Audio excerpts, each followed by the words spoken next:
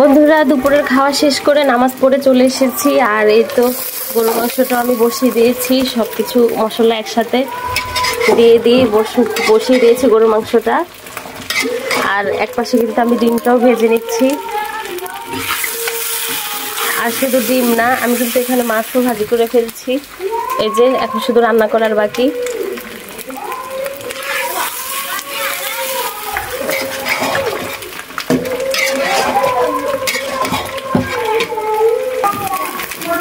এই তো ডিমটাও ভাজা আমার কমপ্লিট হয়ে আসছে। আর আরেকটা জিনিস দেখাই আপনাদেরকে, মুরগির মাংসটা কিন্তু রান্না হয়ে গিয়েছে। আর আমার শাশুড়ি কিন্তু বাটিতে অলরেডি নিয়ে ফেলেছে, কারণ ঘরের ভিতরে যেহেতু মানুষ অনেক, দেখা গেছে মুরগির মাংস কেউ খেয়ে ফেলবে, এই জন্য আগে থেকে বাটি ভরে রেখেছে আমার শাশুড়ি। এখানে ঠান্ডা হতে রেখেছি আমি নিচে।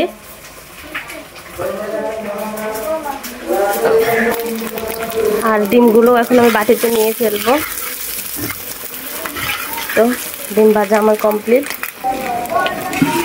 ডিমগুলো বাটিতে নিয়ে ফেলে আমি একটা একটা করে এখানে রেখে দেবো ঠান্ডা হওয়ার জন্য।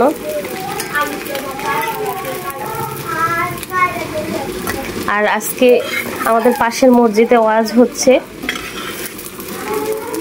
আপনাদের এরকম হয় কি না মসজিদে ওয়াজ? শীত আসলে তো মসজিদে প্রচুর ওয়াজ হয়, আমাদের এখানেও হচ্ছে সেম তাই। এই যে নিয়ে ফেললাম, এখন আমি র্যাকের ভিতরে রেখে দেবো এটা।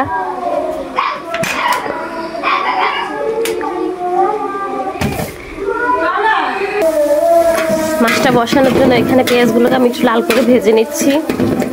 ভাজা হয়ে গেলে তারপরে মাছটা বসিয়ে দেব। মাছটা বেশি ঝোল ঝোল রাখবো না, আমি মাখা মাখা করে রান্না করব, যেহেতু এক জায়গায় দিব।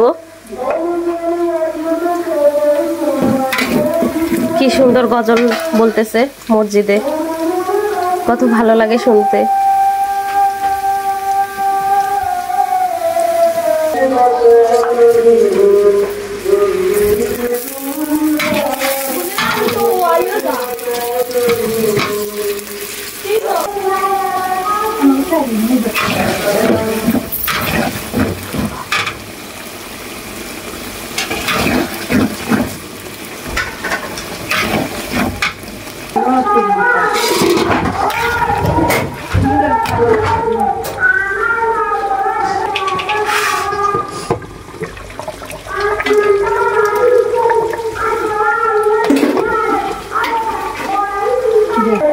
বন্ধুরা মাছ রান্নাটা কিন্তু আমার হয়ে গেছে অলরেডি। আর এখানে তো পোলাওটাও বসিয়ে দিয়েছি আমি।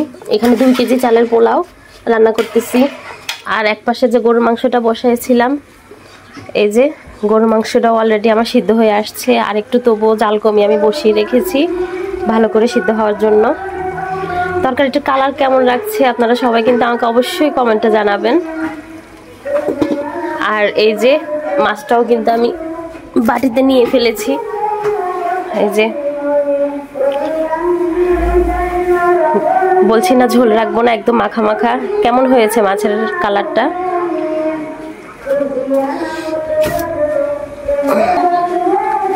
পোলাওর ঢাকনাটা দিয়ে দিচ্ছি আমি।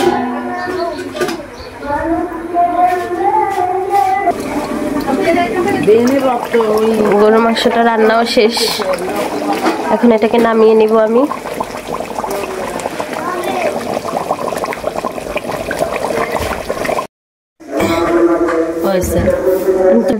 বন্ধুরা এই যে দেখো আমি টিফিন বাটিগুলো সব ভরে নিয়েছি।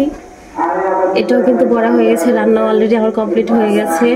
এই যে এখানে কি কি নিয়েছি আমি তোমাদেরকে একটু দেখিয়ে দিচ্ছি। এই যে এখানে মাছ, এই যে গরুর মাংস, তারপরে যে এখানে ডিম, আর এই তো মুরগির মাংসগুলা।